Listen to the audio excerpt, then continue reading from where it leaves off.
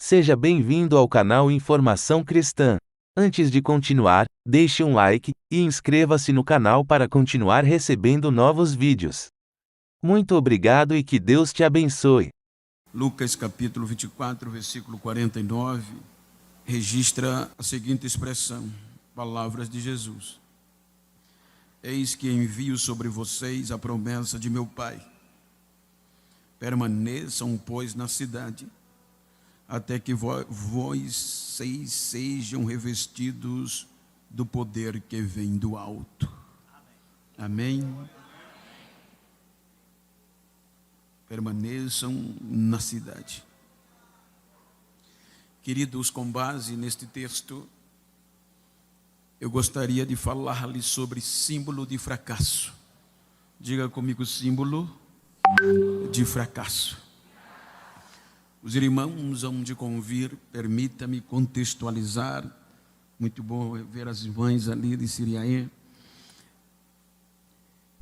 O contexto da história, dos acontecimentos, para entendermos melhor a contundência desta expressão, desta palavra.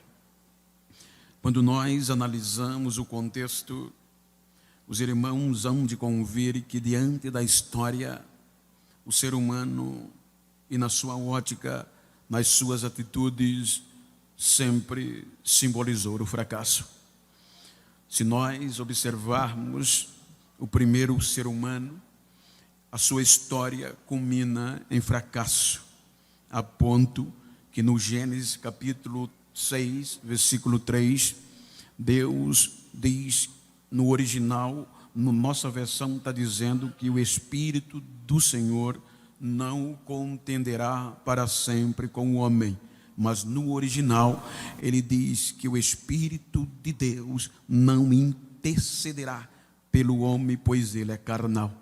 Quando nós analisamos por meio deste fracasso, os irmãos hão de convir que Deus vem com uma destruição que a primórdio era cabal. Vejam que Gênesis diz que resolveu Deus dar cabo, dar fim, aniquilar na plenitude o ser humano. Porém, os irmãos hão de ver que o plano estava perfeito, pois por meio de 8 almas vem algo conhecido como favor não merecido, a graça. Então, 8 almas são salvas das impetuosidades da destruição do dilúvio. Porém, passando o dilúvio, nós vamos nos deparar com o capítulo 8, quando a Bíblia diz que Deus, ele faz uma nova aliança, uma aliança do recomeço, uma aliança de acreditar de novo no homem. Porém, vem a descendência de Noé. A descendência de Noé, ela pega 3 viés. Era semitas, camitas e jefititas. Todos os seres humanos, depois de Noé, vêm desta linha, de uma das 3. Capítulo 11 do Gênesis, os irmãos vão entender o quanto Deus, por meio do seu Espírito, veio com tudo para esta nova geração. Veja que foi lido na oficial, geração após geração. A primeira geração, que foi a de Adão, terminou com fracasso. Agora, veja que vem uma segunda geração, conhecida como a geração do governo humano, a geração de Noé. E com esta geração, Deus abre o intelecto, a sabedoria, dando-lhe ciência do que é Deus, a ponto de no capítulo 11, os irmãos vão ler e vão ver que este povo desta geração tinha um cérebro, um conhecimento da obra do que era Deus tão grande, que eles começaram a descobrir a potência do minério, a potência da terra, a potência de todas as coisas que Deus havia criado. Vejam que o texto diz que eles tinham um cérebro, um pensamento tão aguçado para o empreendedorismo, que resolveram ali fazer uma cidade, mas não era qualquer cidade para aquele tempo, era uma cidade cujo o cume dos prédios tocasse no céu. Vejam que sem tecnologia nenhuma, eles já começam a usar argamassa, eles já descobrem o que a terra era capaz de fluir, eles já descobrem o poder da liga e da estrutura de um projeto arquitetônico. Vejam que hoje lutam-se para a torre ser maior, mas lá nesta geração ele já tinha o projeto de levantar prédios cujo cume tocasse nos céus, para eles não se espalharem. Capítulo 11 diz que esta geração cresceu tanto que Deus pasmou. Deus disse: vou ver a intenção desta geração, e Deus desce para ver o projeto. Vejam, só para os irmãos ter uma pálida ideia, dando sentido do que a gente prega, o que vive e o que vê. Quando nós estávamos chegando aqui em São José da Coroa Grande, a pista, o asfalto está interrompido, a população fechou e tocou fogo, tivemos que desviar. E perguntei a uma das pessoas ali perto: o que é que está acontecendo? E ela disse: é porque tem 4 dias que falta energia. Então a população fez isso para chamar a atenção. Vejam, para chamar a atenção, só para os irmãos entender que o projeto da geração do capítulo 11 era tamanha que a geração resolveu fazer um projeto que chama, atrai a atenção de Deus. Deus diz: vou descer e vou ver que projeto é esse. Deus vê que o projeto é tão grande, tão perfeito, que disse: mas se eu deixar ele fazer isso, vai dar problema. Por quê? Porque quando Deus desce, não tinha nada para glorificar o seu nome. Se os irmãos analisar o projeto do capítulo 11, está lá escrito: disseram eles, os projetistas, vamos fazer uma cidade para engrandecer o nosso nome, para engrandecer e tornarmos-nos famosos.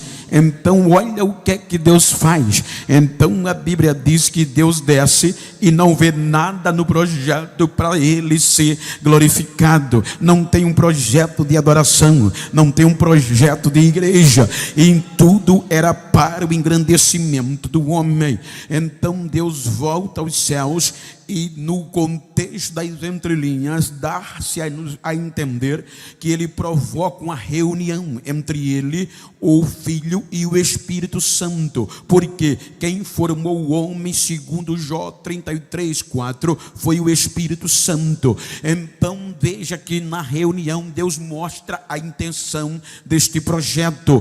Aí agora já é, não mais desceu, já é desçamos e vamos confundi-lo. O Espírito Santo, ele desce e de uma forma instantânea e rápida, ele retarda o cérebro daquela geração. Vejam que o Espírito Santo, ele traz um entendimento tão duro para aquela geração que eles não entendiam nem mais a língua um do outro. O Espírito Santo confundiu, os espalhou e agora estão separados. O projeto é embargado. Tudo que não é para a glória de Deus vai dar problema. Por isso que lá na frente o pregador, o grande apóstolo, diz que façais alguma coisa, seja para a glória de Deus. Aqui não é. Então o projeto é embargado e aquela geração perde a essência, perde a presença, perde e se espalham, e agora confusos, e agora espalhados e desunidos. Porém, vem o capítulo 12, Deus levanta uma nova geração para adorar o seu nome. E qual era a nova geração? A geração de Abrão. Abrão, sai da tua terra, do meio da tua parentela, e vai para uma terra que eu te mostrarei. Vejam que a segunda geração terminou com fracassos, confundida e espalhada e desunida. Agora vem Deus com o projeto Israel, e se nós lermos os 3 primeiros versículos, você vai encontrar sempre o pronome pessoal. Disse Deus a Abraão, na nossa linguagem, o projeto aqui é meu, não é do homem. Veja que ele diz: Abraão, eu, pronome pessoal, eu te mostrarei para onde você vai, eu vou fazer, eu vou te engrandecer, eu te abençoarei e eu vou fazer o seu nome famoso. Ele está no centro do projeto, ele e acabou, ele é e acabou, ele é e não tem ponto final, ele é e é ponto final. Então veja que Abraão, quando sai daqui, ele sai na visão de que Deus era tudo, que Deus, você vai ver a partir daqui, Abraão aonde chegava levantava um altar, aonde chegava adorava, aonde chegava acendia o fogo. Você vai ver que o projeto de Israel era para a glória de Deus. Então veja que quando Deus forma Israel, Israel não era nada. Israel é tirado da escravidão e se torna povo e povo de Deus. Porém, com o crescimento do povo, você vai ver que vem Moisés, e Moisés vê o que ele faz no meio do povo, por meio da presença de Deus. Mas cresce Israel, e aí a coisa vai ficando pior, porque com o crescimento vem a soberba. Os irmãos observam que a primeira leva de igreja que Moisés dirigiu foi decepcionante, foi fracasso total. Por quê? Porque Deus disse a Moisés: ninguém que saiu do Egito de 20 anos para cima, ninguém vai entrar na terra que eu prometi. Fracasso, a não ser Josué e Caleb. Porém, você chegando no capítulo 8, ou precisamente no livro de Deuteronômio, é uma nova geração, porque a que saiu do Egito fracassou. Então a nova geração é Deuteronômio. O número, o significado Deuteronômio no original é segunda lei, segunda chance. Deus dá uma chance a esta nova geração, e esta nova geração agora vai ser liderada por Josué, para a glória de Deus. Eles cruzam o Jordão, entram na terra prometida, e observe que quando eles chegam na terra prometida, que toma posse do que era deles por direito e promessa de Deus feita a Abraão, era o lugar certo, a hora certa deles glorificar a Deus, tomaram posse daquilo que Deus prometeu.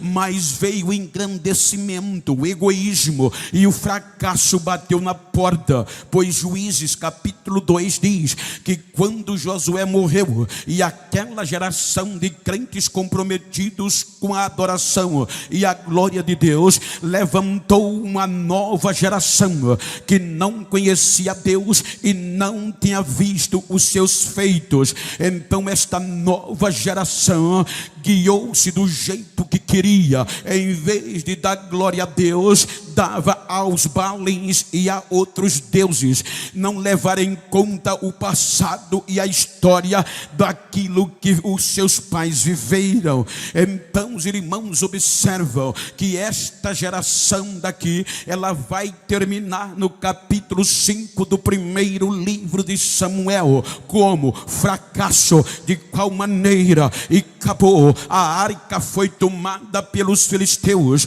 Agora não tinham mais motivo de dar glória a Deus, e o assunto era, e acabou, e se foi embora a glória de Israel. Então veja que quando esta geração fracassa, vem a geração de Samuel. Quando tudo pensava que ia faltar uma geração para dar glória a Deus, aí Deus preserva Samuel, e não demora muito, os filisteus estavam ouvindo: até aqui nos ajudou o Senhor, até aqui nos ajudou o Senhor. Por meio de Samuel, Deus levanta a geração de Davi, o maior adorador do Velho Testamento. A geração de Davi é tamanha que agora Davi reina sobre todo Israel. E qual é a capital? Jerusalém. Jerusalém agora é o palco da administração. Jerusalém agora é o palco da visibilidade.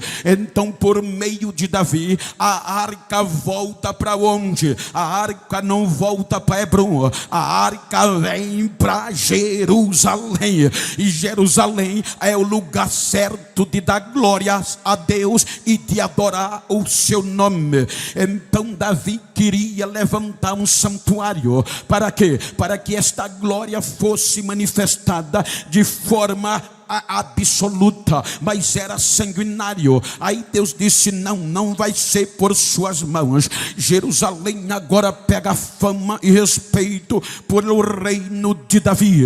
Passando a geração de Davi, vem Salomão com uma orientação: tema o Senhor teu Deus e seja homem, e homem de verdade. Salomão pegou aquilo, e por meio de Salomão, veja que vem a sapiência humana. A geração de Salomão é reconhecida como sábia, como uma geração que as próprias pessoas de fora davam glória ao Deus de Israel. Tendo em vista, só para os irmãos ter uma pálida ideia, diz a história, você não vai encontrar escrito na Bíblia, é questão arqueológica, é questão histórica, que no período de Salomão, quando ele julga aquelas duas mães, a sabedoria é evidenciada de uma forma tamanha que chama a atenção de todos os reinos da terra. E diz a história que havia uma rainha respeitada em toda a terra pela sapiência, pela inteligência, que era a rainha da Etiópia, a rainha de Sabá. Então a rainha de Sabá, ela era consultada por rei de vários países e nações. Quem tinha um mistério procurava a rainha de Sabá, mas agora complica, porque em Jerusalém aparece um rei que a notícia saía que era mais sábio do que a rainha de Sabá, porque ele julgou a causa das duas mães, e com ele habitava o Deus de Israel. Então a rainha de Sabá se preocupou: ora, não é possível, eu estou sabendo que tem alguém mais importante e mais sábio nos enigmas do que eu. Vou lá para ver se é verdade. Ela empreende uma longa viagem, ela traz presente, ela traz o ouro, ela traz prata, ela traz os seus servos.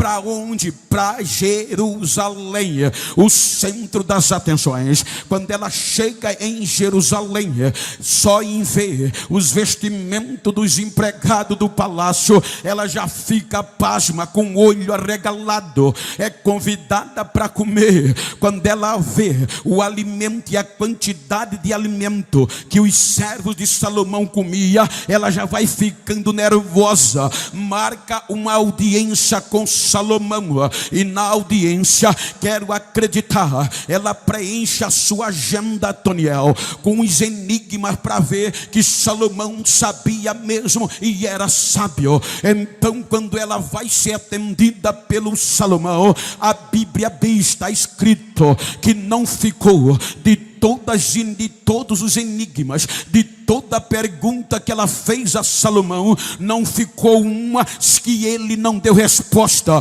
Quando ele termina, já acabou já. Aí ela diz: não me contaram nem a metade, é mais do que o que eu imaginei e do que eu vi. E em Jerusalém,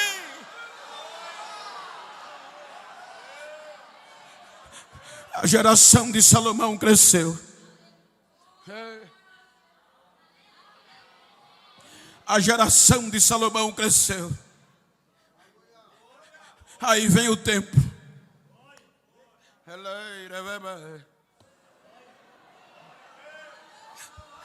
Aí vem o templo de Jerusalém. Aquele templo atraía tanta riqueza e tanto glamour e tanta fidelidade.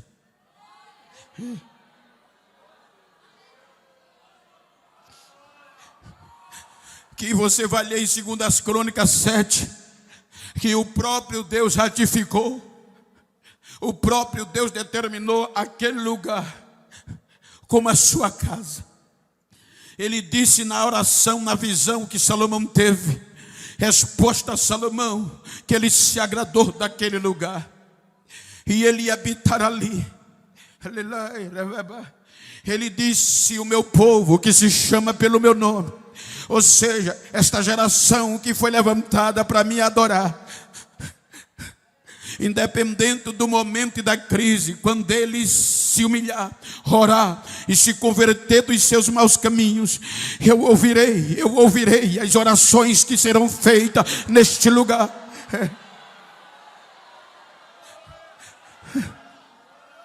Agora Jerusalém se tornou o centro. É tão certo que os irmãos vão ler que cada judeu que ia orar era um reino só, tanto norte como sul, onde eles estavam, uma vez por ano, vinha para Jerusalém para adorar e dar glória ao seu Deus. Aonde eles estavam, eles voltavam-se para a face, para o lado de Jerusalém, porque Jerusalém era o centro da adoração e de tudo. Mas a soberba veio e a geração de Salomão se ensoberbeceu. Os irmãos hão de convir que a geração de Salomão termina no fracasso. O reino é dividido. A dinastia de Davi agora estará ameaçada. Disse Deus: por amor ao teu pai Davi, eu não vou rasgar o reino das tuas mãos, mas quando você passar eu vou dividir. Então vem a divisão no período de Roboão, na geração de Salomão, que era filho, era descendência, era dinastia. Os irmãos vão ver que a parte daqui culmina Jerusalém derrotado, tanto norte como sul. Houve racha e houve divisão. Então os dois pagaram um preço total. Tanto o norte como o sul é levado para o cativeiro. Olha como termina esta geração. A geração de Salomão termina fracassada. A Jerusalém destruída, o templo derrubado, as muralhas tocadas a fogo e a vergonha fazia a preeminência. Então Jerusalém agora é um lugar, é símbolo de vergonha, de fracasso e de miséria. Então vejam que passam 70 anos e estava ali o símbolo do fracasso. Ninguém imaginava que iriam dar mais alguma coisa. Quem olhava dizia: daqui não vai sair mais nada. Mas Deus é especialista de do nada fazer tudo, porque Ele é, e Ele é para glória de geração em geração. Então 70 anos se passam, e quando 70 anos se passam, os irmãos observam que Deus traz lá do cativeiro um grupo de 50 mil judeus para recomeçar. Quando eles chegam em Jerusalém, que vê a situação, a miséria, a derrota, disseram: não vai dar para investir aqui, nós vamos perder dinheiro, então é melhor construir as nossas casas. Então partiram cada um para a sua cidade, cidade em Israel. Construíram belas e bonitas mansões, como o profeta diz, apanelada, mas a glória a Deus não estavam mais nem aí. A geração do recomeço. Aí vem o profeta Ageu, e o profeta Ageu aparece neste período de fracasso e vai dizer a Zorobabel e a Josué: assim diz o Senhor, homem, fortaleçam o povo para recomeçar a minha obra, porque o povo está dizendo que não é tempo de recomeçar a minha casa. Ou seja, Deus queria ser adorado, mas o fracasso não deixava. Então agora o fracasso do homem. Então Ageu diz: ora, lembre ao povo que eu fiz uma aliança quando eu os tirei da casa do Egito, e por causa desta aliança a minha glória e o meu espírito está no meio de vós. Ora, diga ao povo que recomece, porque a glória da segunda casa vai ser maior do que a da primeira. Deus não desiste, a glória dele é para ele e é por ele, em geração em geração.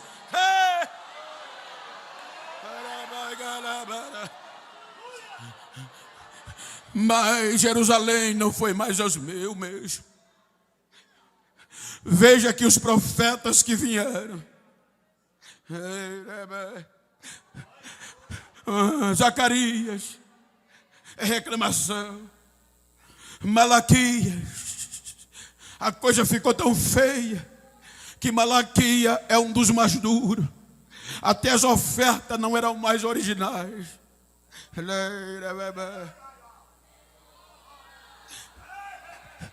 O Velho Testamento, na ótica humana, termina em fracasso.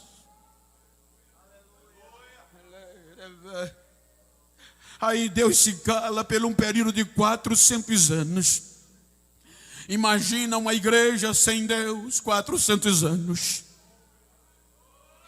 Se com Deus, vocês viram tudo isso em síntese que eu falei. Agora 400 anos sem Deus falar, sem ter profeta, sem mensagens, frio e jogo do interesse. Cerca de 400 anos se passam. Aí Deus vai investir agora na nova geração. A geração que restaurou o templo de Herodes, o templo de Zorobabel. A geração que agora vivia o suntuoso templo de Herodes. A nova geração era a geração que tinha tudo para dar certo no adorar e receber a glória de Deus. O templo era lindo, que chamava a atenção de qualquer pessoa. Ora, eu fui o mês de março lá e só ver o resto e a planície que era o templo, eu fiquei admirado. Imagina a estrutura daquela época. Eles tinham tudo em Jerusalém. Aí Deus disse: agora chegou a hora de eu dar o meu melhor. Agora eles vão, eu já mandei profeta e eles mataram. Agora eu mesmo vou descer na pessoa do meu filho Jesus. É Deus no meio do povo, é Emmanuel, é Deus conosco. Vejam, Jerusalém não aceita. Jesus, com 40 dias aproximadamente de nascido, é levado ao templo. A glória entra na casa e eles não percebem. Mas eu acho lindo nas entrelinhas, é porque independente de ser frio ou quente, de cair ou estar de pé, Deus sempre tem uma geração que não se dobra no meio da crise. Vejam, 400 anos era motivo para frieza, mas a Bíblia diz que no meio de tudo tinha um crente, não era novo, já era velho, mas era cheio de esperança e cheio de Deus. A Bíblia diz que ele orava e dizia: Deus, não me deixa morrer sem ver a tua glória entrar por esta casa.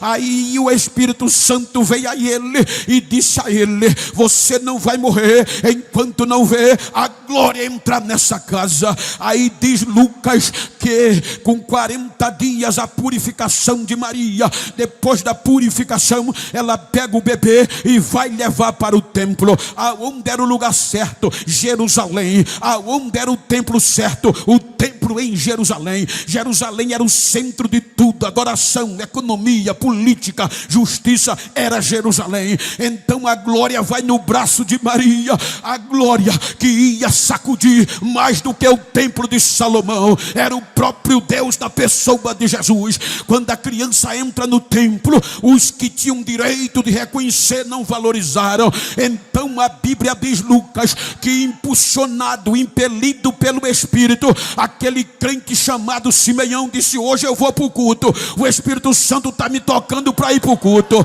Quando ele vai, que ninguém dá atenção, ele vê Maria entrar no templo com o menino. Quando ele vê o menino, ele corre e toma o menino dos braços de Maria e levanta no meio do templo e começa a gritar: agora eu posso morrer, os meus olhos já viram a tua glória, a tua salvação, a luz para o gentil e a glória de Israel. Mas Jerusalém rejeitou.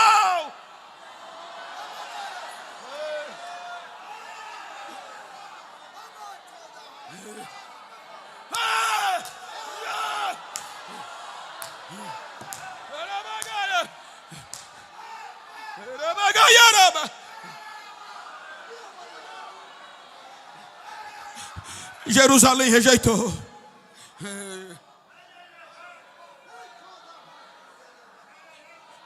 Foge para o Egito, se não morre.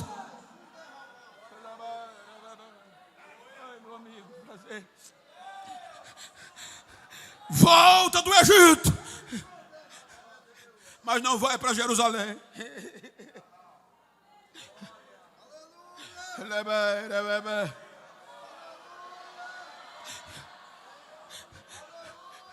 Vai para norte, para Galileia, Nazaré.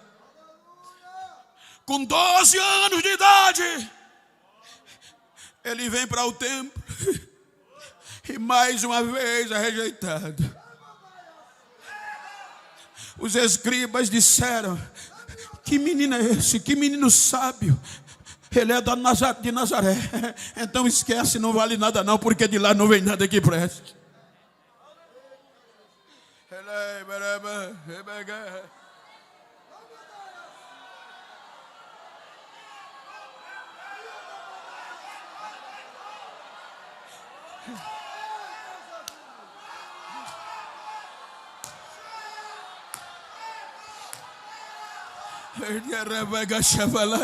Você está sentindo já está sentindo já.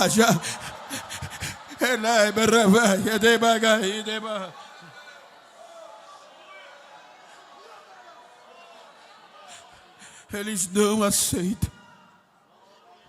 17 anos depois, Jesus não é conhecido em Jerusalém. Jerusalém, símbolo do fracasso para o ministério de Jesus. Agora com 12 homens, difundindo a sua missão, o seu evangelho. Os irmãos hão de convir que como Jerusalém era detentor do poder por meio dos saduceus, dos fariseus, qualquer pessoa que se juntasse, qualquer um grupo de 10 pessoas no mínimo, que se juntasse e tivesse um líder, já era uma ameaça para o sistema. Então eles faziam de tudo para eliminar esse líder, para não haver arruaça e nem insurgência. Foi o que fizeram com Teudas e Judas o Galileu, que não aceitando o domínio, os impostos e os interesses partidários, particular e econômico das lideranças lá de Jerusalém, se revoltaram, mas foram os mortos, e os seus seguidores se tornaram em nada. Agora chega a notícia em Jerusalém que tinha um galileu, um nazareno, que estava com 12 homens, e que o número cada dia crescia.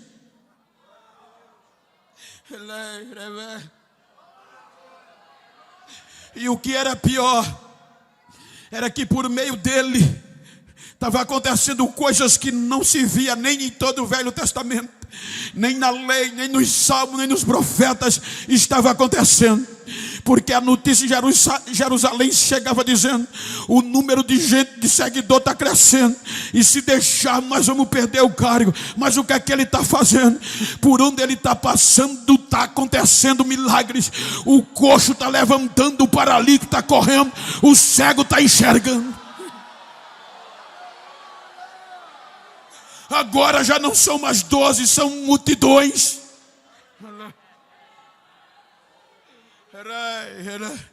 E como os saduceus, que era o grupo predominante, dominante porque ele era a diretoria do judaísmo, eles estavam numa posição tão elevada, mas não acreditavam na ressurreição do corpo. Então o que é que acontece? Os fariseus acreditavam, mas não depois de 4 dias, por conta da putrefação, da decomposição normal. Então, para piorar a situação do sistema, adoece um homem chamado Lázaro, e vai a Jesus, a família, pedindo socorro, que ele vinha para orar, e Jesus não vem. O homem morre, e para piorar, 4 dias se passam. A expectativa que eles podiam ter na crendice, com 4 dias depois do Lázaro morto, Jesus chega. Aquilo, gente, era inédito. Ninguém nunca tinha esperado isso, nem os saduceus, que era a boca de Deus para o povo. Aí agora Jesus diz: aonde o puseram? Vem e vê, Senhor. Mas não tem jeito mais não. Já são 4 dias, já cheira mal, a decomposição já tomou conta, ninguém pode fazer nada mais não. Leve-me aonde ele está. Quando ele chega na gruta que Lázaro estava e colocado no túmulo, ele do lado de fora agradece ao Pai e só grita: Pai, graças te dou por sempre ter me ouvido. Olha para frente do túmulo e grita: Lázaro, vem para fora. Aleluia. Estava assim de curioso, estava assim de curiosos.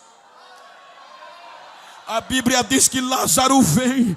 Aí agora o povo fica abismado, e a notícia chega em Jerusalém. Agora ninguém segura ele, porque agora o povo está acreditando nele, nem só por ouvir, mas só em olhar para Lázaro, as pessoas já estão aceitando a mensagem dele, porque é milagre, é ele é.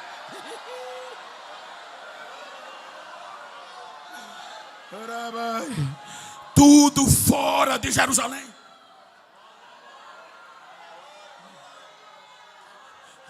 O ministério de Jesus foi feito fora de Jerusalém. Todas as vezes que Jesus foi para Jerusalém, foi fracasso. A única vez, Mateus 21 e João 12, é a entrada triunfal, mas já era da sua morte. Ele nunca teve sucesso em Jerusalém.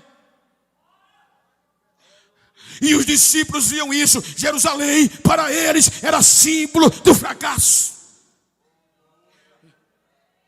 Porque nada deu certo para Jesus em Jerusalém.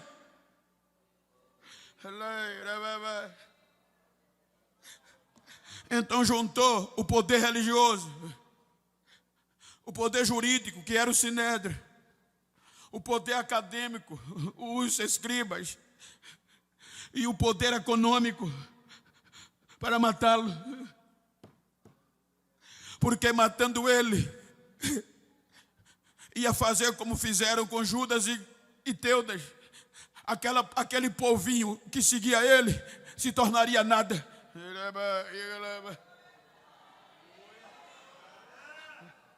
Veja que a perseguição foi tanta que começou com 12, subiu para a multidão, caiu para 70 e vai terminar em 1 no pé da cruz.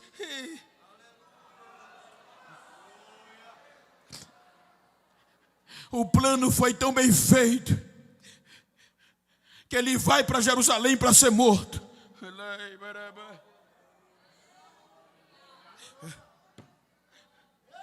O plano foi tão bem feito que prenderam no Jardim das Oliveiras, vizinho a Jerusalém. Os discípulos fugiram. Os mais íntimos, só 2, sobreviveram à perseguição. E mesmo assim, de longe, um disse que nem conhecia ele. O negou por 3 vezes.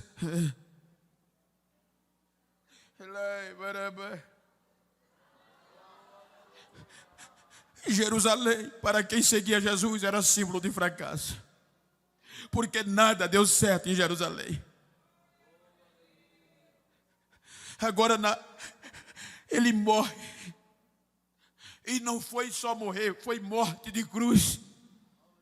E morte de cruz tirava todo nome, tirava toda a honra de uma pessoa. A morte de cruz era o ápice do fracasso de um ser humano. Por isso que ninguém se ousou a tirar o corpo dele da cruz. Nenhum dos seus discípulos, nem sua família, porque ia se expor ao ápice do opróbrio, a vergonha. Então veja que o desespero bate. Se eu tivesse no lugar dele, jamais eu queria ficar ou falar, ouvir de Jerusalém, porque para os seguidores de Jesus, Jerusalém era símbolo de derrota, de fracasso, de miséria.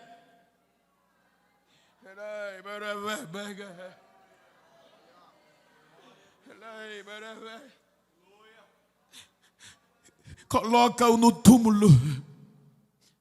Eu tive o prazer de entrar naquele túmulo. Você chora, você grita, você fala línguas estranhas porque é pequenininho, limpinho. E eu perguntei ao guia, mas não deixaram nada. Ele disse: aqui dentro não, só ficou alguma coisa fora. O que foi? Venha. Quando ele me mostrou a rachadura na rocha, o que é isso? Foi o terremoto quando ele voltou a viver. As pedras não aguentaram e começaram a rachar. Até hoje está lá.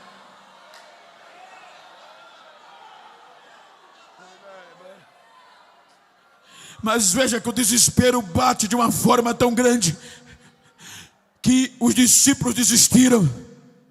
Veja que todos saíram de Jerusalém, aqueles que puderam. Os discípulos de Emaú voltaram para a sua aldeia. Pedro e os outros disseram: vamos voltar para pescar. E lugar de pesca era na Galileia, no mar de Tiberíades, ou mar da Galileia. Quem ficou naqueles 3 dias, ficaram escondidos.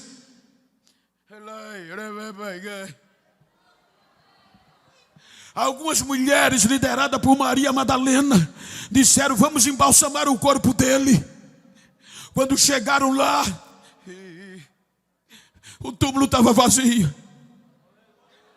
A decepção era tão grande que os anjos disseram: o que vocês vieram procurar aqui? O nosso mestre, cadê o corpo dele? Os anjos disseram: lembre do que ele pregou para vocês. Ele não está mais aqui, ele já está vivo, ele já ressuscitou. Ele pregou isso para vocês.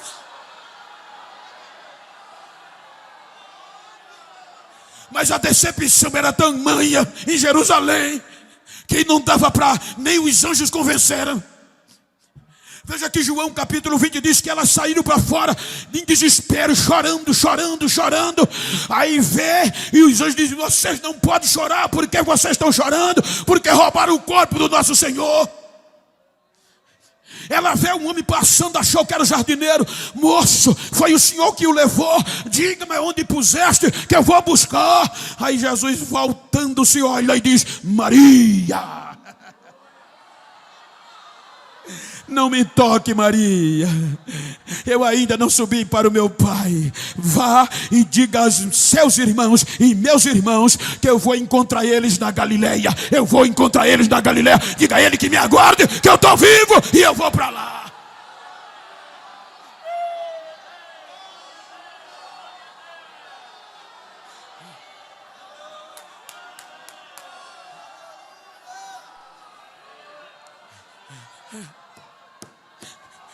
Ele vai restaurar um por um. Só se perde Judas por ser filho da perdição. reúnem um por um e traz para Jerusalém. Veja que isso é tão importante, gente, que quem fala isso não é um judeu, é um grego. Lucas era grego. E ele se converteu depois, uns 20 anos depois disso daqui. Veja que ele escreve no seu próprio evangelho, segundo ele escreveu. E ele repete em Atos dos Apóstolos a mesma coisa no segundo tratado. Ele diz que quando Jesus chega, onde eles estavam?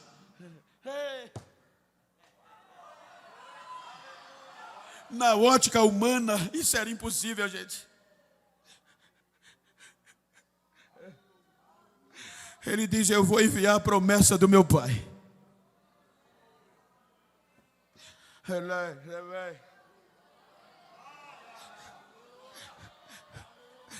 Que há de vir sobre vocês. Ficai.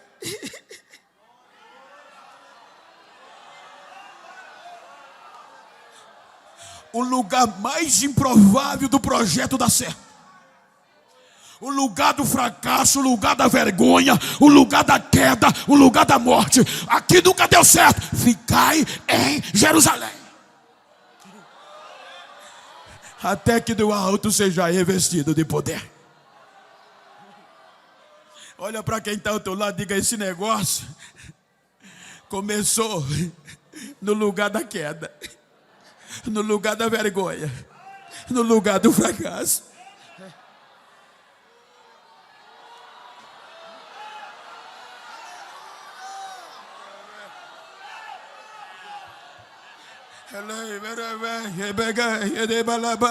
Talvez você chegou aqui querendo desistir, querendo questionar. Eu não entendo, eu estou aqui só os cacos, eu vou desistir hoje. Ei, o evangelho não é coisa de coisa. Não, ele começou no lugar que ninguém acreditava. Ele começou a dar certo no lugar que tudo dava errado. Aí Jesus disse: a partir de agora vai dar certo. Levanta a cabeça e ficai aqui.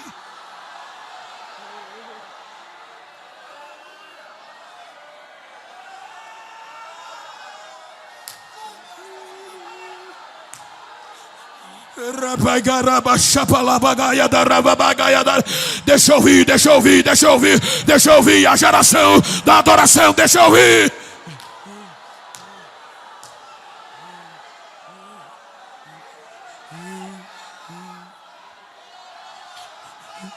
Você já ouviu alguém dizer, quando um pastor meio doido vai abrir uma congregação, alguém diz: mas aqui?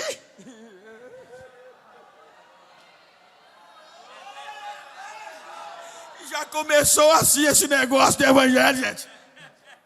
Aqui não vai dar certo não, Jesus. Aqui o Senhor morreu, aqui só tem vergonha. Ficai aqui.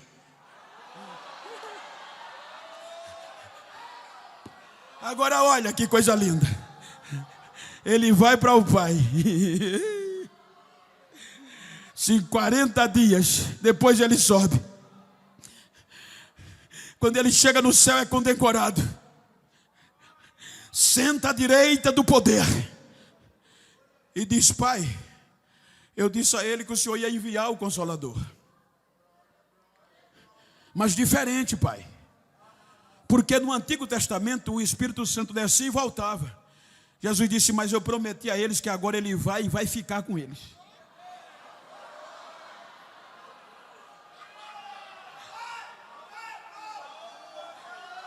Dez dias, 50 dias. O que era que estava acontecendo em Jerusalém? Pentecoste. E em Jerusalém estava toda a geração do fracasso, gente. Geração após geração. Você vai ver em Atos. Você lembra que eu disse que no Gênesis 11, todas as gerações que foram confundidas, espalhadas e confundidas as línguas, vieram dos três: semita, camita e jefitita.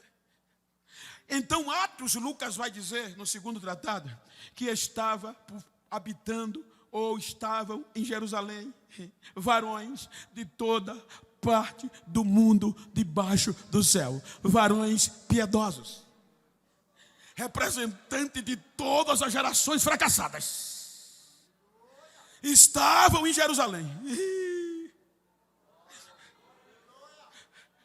E em Jerusalém estavam eles, cerca de 120, já subiu de 70 para 120.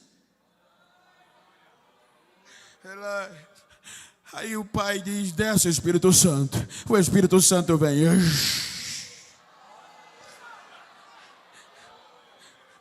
E aqueles cerca de 120 crentes vão abrir a boca para dar glória. E não dava mais glória na língua hebraica só, na língua aramaica, no grego, no latim, não. Eles falavam e glorificavam a Deus, falavam novas línguas repartidas como de fogo, e todas as pessoas que estavam na cidade ouvia traduzido simultaneamente. O Espírito Santo espalhou lá em Gênesis, e a Bíblia diz que todos estavam juntos em Jerusalém. O Espírito Santo confundiu e espalhou lá no Gênesis, agora junta, e agora eles falam uma mesma língua, e quem estava fora ouvia. Eu me quebro aqui no Evangelho, como é que cerca de 120 crentes atrai no mínimo 7.000 pessoas pelo barulho de milagre, de línguas estranhas, de glória a Deus e de coisas novas acontecendo. Se você analisar, eles começaram a dar glória, contaram o que Deus fez e atraiu multidões, porque quando eles chegaram, diziam: eles estão bêbados. Outros diziam: não pode estar acontecendo alguma coisa, a gente está ouvindo ele falar na língua do nosso próprio país, e eles são da Galileia, são ignorantes, não sabem ler, não conhece a lei ou alguma coisa. Aí o mais ignorante, o mais agitado, disse: quem vai pregar hoje sou eu. Quase 40 dias estava desviado, agora cheio, e prega, nem termina o convite. Quase 3.000 pessoas agora é sacudida pelo poder do Espírito Santo.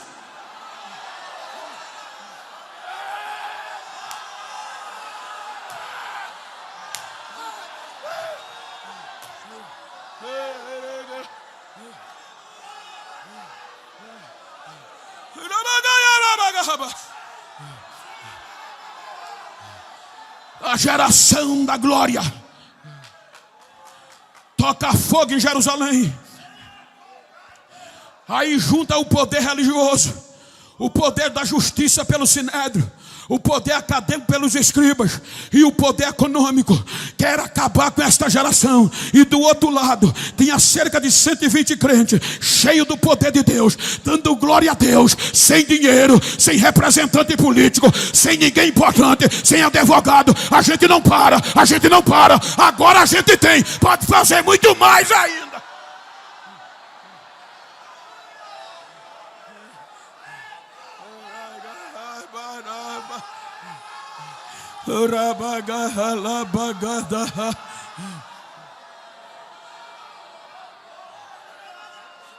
É esta geração que não desiste. É esta geração que dava glória a Deus no fogo, que dava glória a Deus na frente da espada. Era esta geração que agora, sabendo quem era Jesus, o Filho de Deus, quem Ele é o nosso mestre, Ele é o nosso guia, Ele é o nosso salvador, Ele é Jesus, Ele foi e vai voltar. Esta era a mensagem que eles pregavam. É este Jesus que depois de alguns anos, um grande intelectual, um advogado, doutor, o top line da lei de Moisés, chamado Saulo, estava já quebrado e convertido, e escrevendo a igreja de Éfeso: a ele seja a glória de geração após geração, a ele para sempre e amém, na igreja por meio de Jesus Cristo. É ele. Paulo vai dizer: é glória para Ele.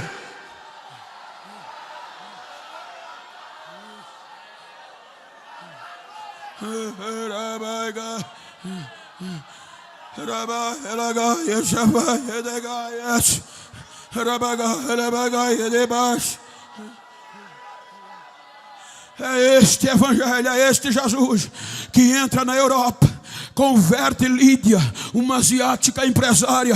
É este Jesus quem ele é, que no mesmo lugar que converte a empresária, também converte uma grega endemoniada, a mulher de Filipe. É este mesmo Jesus que liberta Lídia e liberta a endemoniada, que liberta e salva e cura e traz vitória e enche do Espírito o romano, o carcereiro de Filipe. É ele e toda a sua casa. É ele que faz isso no meio dos crentes.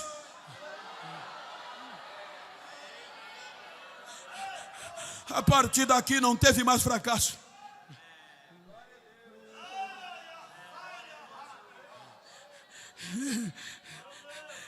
Olha o fracasso depois daqui.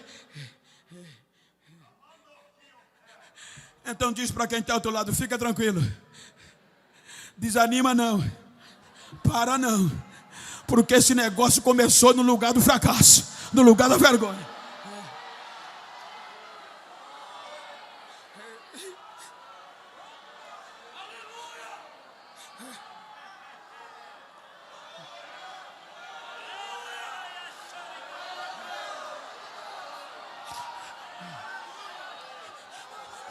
Agora é nós, como diz o paulista, agora é nós. Agora é a geração após geração.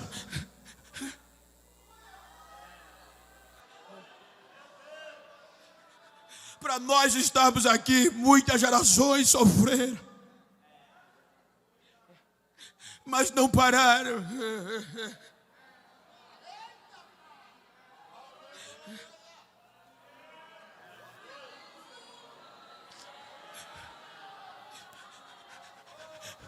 Agora é a nossa geração. Há quem diga que é a geração do arrebatamento, mediante os sinais. É para a gente estar dando glória a Deus até no meio da rua quando termina o culto. Muitos dos senhores e das senhoras são de convir comigo que a geração, eu venho de uma geração que era assim. Muitos dizem hoje, Gino, não prega mais Bíblia nem avivamento. A nova geração quer saber mais de autoajuda, psicologia. Eu digo não, filosofia não. A filosofia faz chorar, a filosofia ela emociona, a psicologia ela até cura, mas é o corpo, mas não vai lá na divisão da alma. Não, mas a Bíblia é a mesma, é ela que transforma, é ela que salva, é ela que mantém, é ela que segura, é Ele que é o centro dela.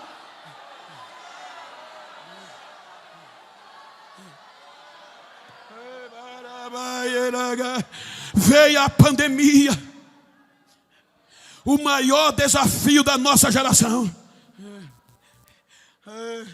Quantos insultos nós não ouvimos?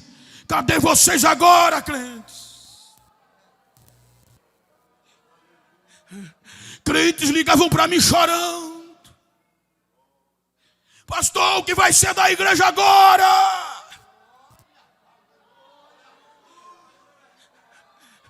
Mas eles pensavam que a igreja dependia de quatro paredes. Não, filho. Esse negócio começou no lugar da queda, do fracasso, da vergonha. O resto é fichinha. O que vem pela frente é fichinha.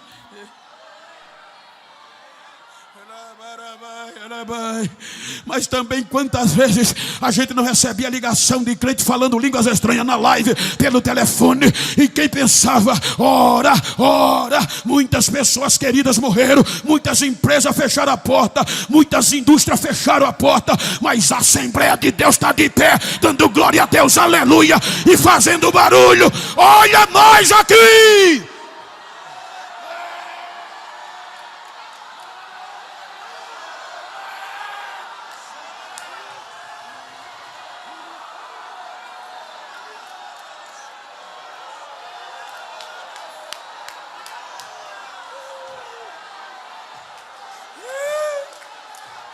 Deixa eu ouvir o barulho da igreja em Barreiro. Deixa eu ver barulho de línguas estranhas, de glória a Deus, de aleluia. A Ele, de geração a geração, seja a glória para sempre. Amém. Obrigado por ter assistido um vídeo do nosso canal Informação Cristã. Esperamos que ele tenha edificado a sua vida e também da sua família. Pedimos que por favor se inscreva no nosso canal, dê um like e compartilhe esse vídeo para o maior número de pessoas, para que elas também sejam edificadas e alcançadas pela palavra do nosso Deus. Que Deus te abençoe e até o próximo vídeo.